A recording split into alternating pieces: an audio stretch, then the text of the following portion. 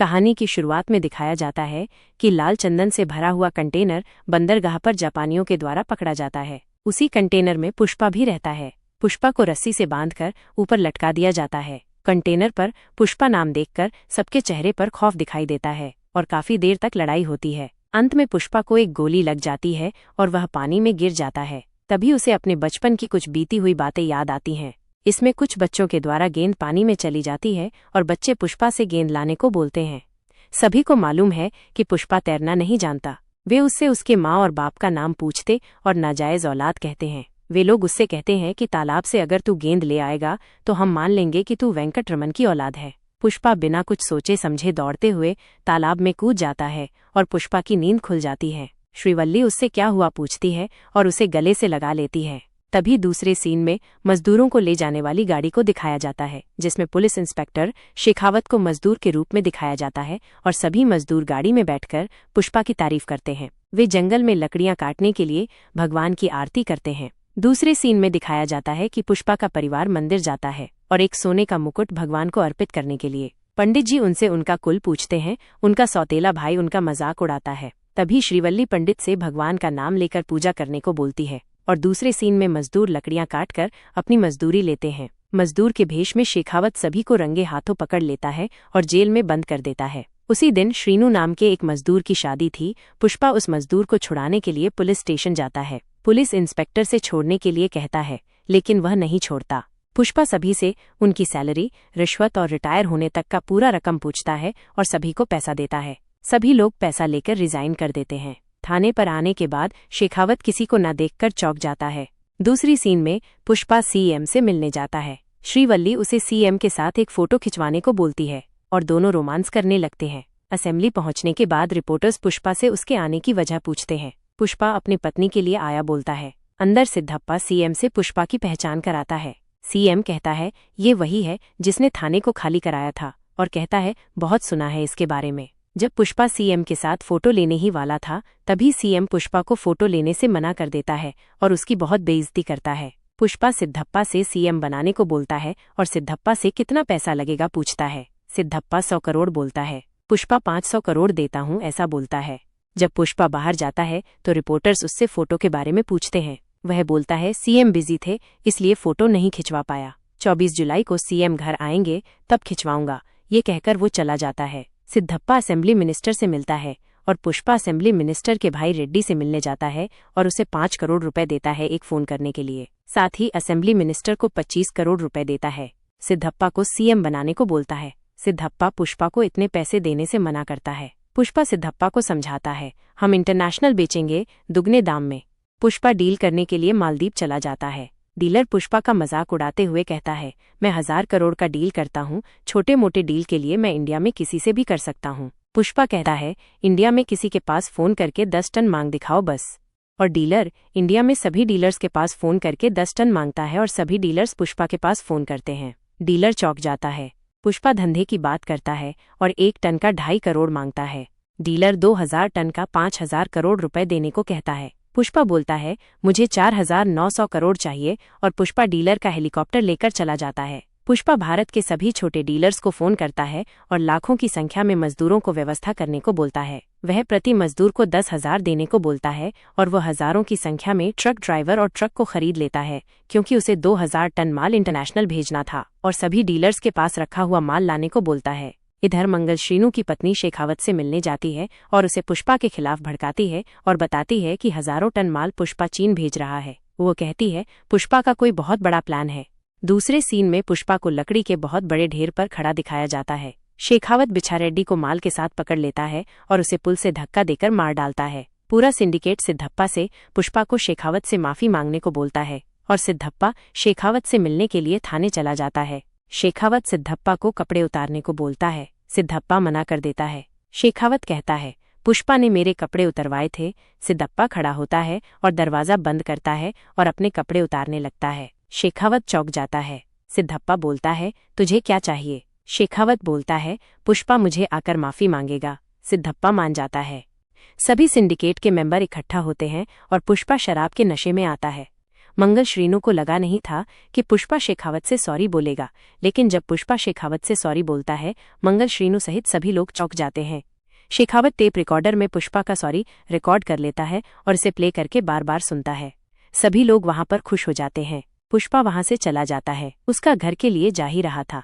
वह अपने दोस्त से कहता है, पार्टी से निकलने के बाद सब लोग मुझ पर हंस रहे होंगे, बोलेंगे मेरी अकड़ कम हो गई है।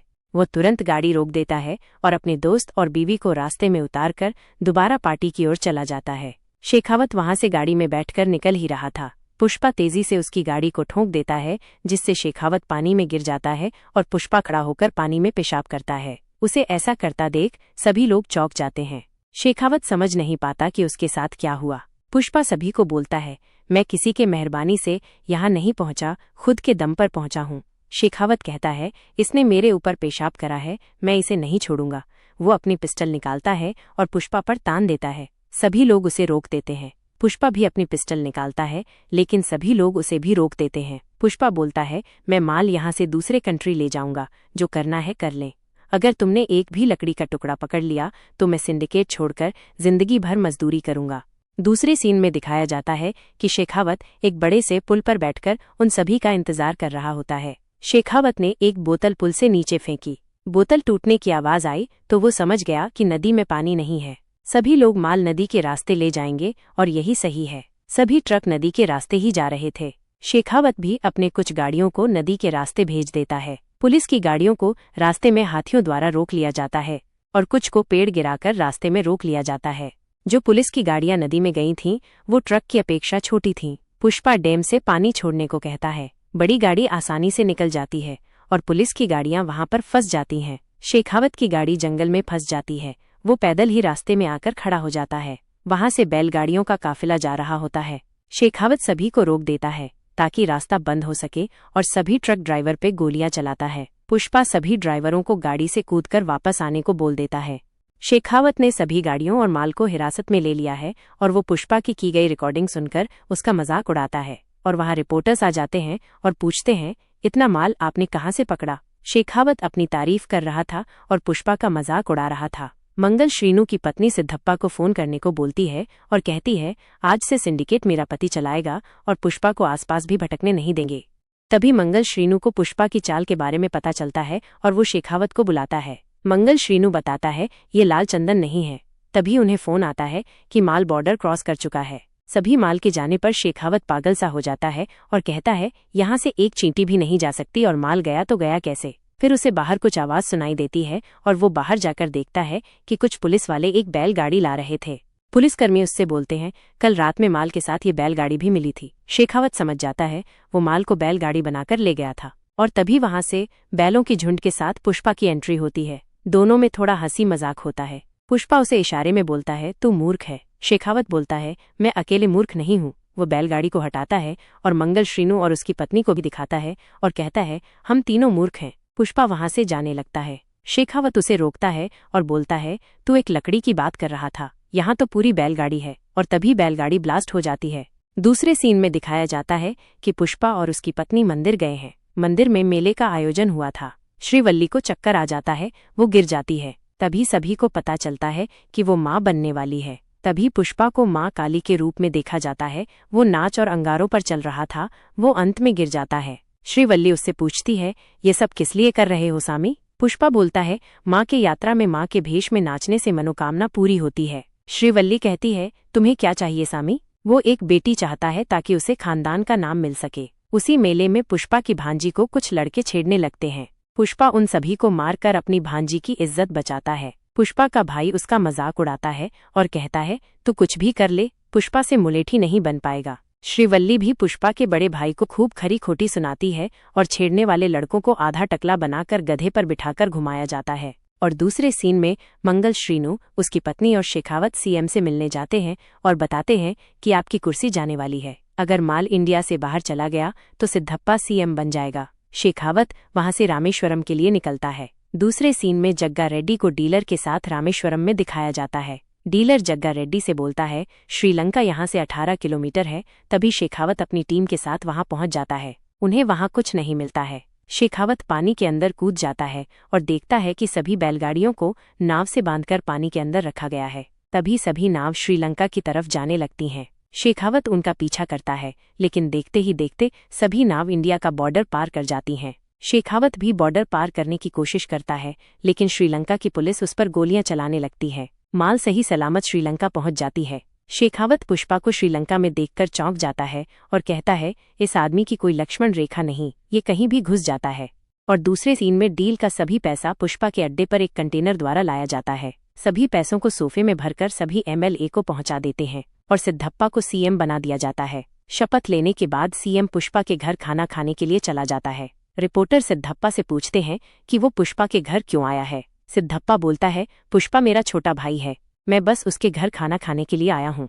तभी रिपोर्टर को पुष्पा की कही गई बात याद आ जाती है कि 24 जुलाई को CM उसके घर खाने पर आएंगे। उन्हें पता चल जाता है कि पुष्पा ने CM ही बदल दिया। CM पुष्पा के घर जाता है, वहां उसका अच्छे से स्वागत किया जाता है। CM पुष्पा को शेखावत का ट्रांसफर लेटर देता है। पुष्पा उसे फाड़ देता है। CM की आरती उतारी जाती है और CM श्रीवल्ली से कहता है, तेरे एक फोटो मांगने की वजह से मैं CM बन गया। और CM उनके साथ बैठकर खाना खाता है और फोटो खिंचवाता है। और दूसरे सीन में दिखाया जाता है कि शेखावत शराब के नशे में जब्त की गई सभी लकड़ियों को जला देता है और खुद जलते हुए लकड़ियों के बीच खड़ा हो जाता है। दूसरे सीन में दिखाया जाता है कि पुष्पा और उसकी पत्नी एक साथ सो रहे होते हैं। उनके उठने के बाद उसकी भाभी आती है और बताती है कि उसकी बेटी को कुछ गुंडे उठाकर ले गए हैं। यह सब सुनकर पुष्पा अपनी बंदूक उठाता और बाहर निकल जाता है। टीवी पर कहता है, मेरी बच्ची को जहां से उठाया है वहीं छोड़ दो, नहीं तो जैसे बकरों को काटते हैं वैसे तुम सबको काटूंगा। पुष्पा बाहर आकर अपने आदमी और पब्लिक से यही बात कहता है और कहता है, जब तक मेरी बच्ची घर नहीं आ जाती इस जिले में गवर्नमेंट का नहीं पुष्पा का रूल चलेगा। थोड़ी देर बाद पुष्पा को सिद्धप्पा का फोन आता है। सिद्धप्पा पुष्पा को बताता है, तेरी भतीजी को प्रताप रेड्डी का भतीजा उठाकर ले गया है। पुष्पा गुस्से में कहता है, मेरी भतीजी को छोड़ दे, नहीं तो उसे मारना पड़ेगा। तभी गुंडों का फोन पुष्पा को आता है। गुंडा कहता है, मुझे अर्जेंट में पैसे चाहिए थे, बस इसीलिए तेरी भतीजी को उठा लिया। तू अकेला आ पैसों के साथ और अपनी भतीजी को ले जा। पुष्पा अपने हेलीकॉप्टर से उस जगह जाता है जहां उसकी भतीजी को कैद करके रखा गया था। वो हेलीकॉप्टर से पैसों की बारिश कर देता है। पुष्पा बुग्गा रेड्डी के ऊपर अपनी बंदूक तान देता है, लेकिन बुग्गा और उसके आदमी लड़की के ऊपर भी गन तान देते हैं और पुष्पा को धमकी देते हैं, अपना हथियार नीचे फेंक दो, नहीं तो तुम्हारी भतीजी को मार देंगे। पुष्पा मजबूरी में अपना हथियार नीचे फेंक देता है। वे लोग पुष्पा को साड़ी पहनाते हैं और उसे मारते हैं। जब पुष्पा नीचे गिर जाता है तो उनमें से एक कहता है, याद है इसने जंगल में क्या किया था, इसका पैर भी बांध दो। वे लोग पुष्पा के हाथ पैर बांध देते हैं और उसकी भतीजी के कपड़े फाड़ने लगते हैं। गुस्से में पुष्पा अपने दांतों से ही उन सभी को मार डालता है। अंत में जब पुष्पा बुग्गा रेड्डी को मारने वाला होता है तो सिद्धप्पा फोन करके उसे बुग्गा को न मारने के लिए कहता है, लेकिन सभी के कहने के बावजूद पुष्पा बुग्गा रेड्डी को मार देता है। तभी बुग्गा रेड्डी का बाप वहां आता है और कहता है, तूने इस लड़की के लिए मेरे बेटे को मार डाला, अब मैं इस लड़की को ले जाऊंगा और रोज इसके साथ सोऊंगा। ये सुनकर पुष्पा उसे भी मार देता है। अगले सीन में दिखाया जाता है कि पुष्पा का बड़ा भाई शादी का कार्ड लेकर पुष्पा के घर आता है और उसके परिवार वालों से बेटे की शादी में आने का निमंत्रण देता है। पुष्पा अंदर से अपने बड़े भाई को देखता है और शादी का कार्ड हाथ में लेकर रोने लगता है। अगले सीन में पुष्पा अपने परिवार के साथ शादी में जाता है और अपने बड़े भाई को गले लगाता है। वो शादी में शामिल होता है। आखिरी दृश्य में दिखाया जाता है कि शादी के मंडप में फूलों के बीच एक बम रखा होता है और दूर से ही बम फटने का दृश्य दिखाया जाता है। अब आगे की कहानी पुष्पा पार्ट 3 में देखने को मिलेगी। और एक महत्वपूर्ण सीन जो पुष्पा 3 में देखने को मिलेगा, मूवी के लास्ट सीन में जिसने बम विस्फोट किया था वो कोई और नहीं भंवर सिंह शेखावत ही। तब तक के लिए चैनल को सब्सक्राइब करें।